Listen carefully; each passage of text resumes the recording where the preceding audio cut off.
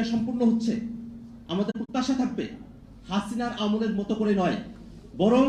সত্যিকার অর্থে আন্তর্জাতিক স্ট্যান্ডার্ডকে মেনটেন করে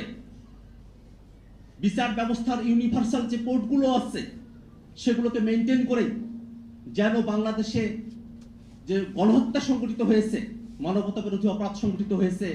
তার বিচারকে সম্পূর্ণ করা হয়। এটিএম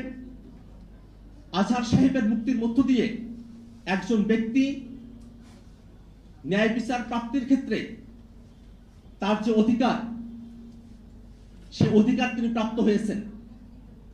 একজন ব্যক্তি এবং একজন মানুষ কোনোভাবেই শুধুমাত্র রাজনৈতিক বিরোধিতার কারণে যেন বিচারের মুখোমুখি হয়ে বিচারের প্রহসনের মধ্য দিয়ে নিজেদেরকে জীবন দিতে না হয়, সে বিষয়টাকে ভবিষ্যতে রাষ্ট্রকে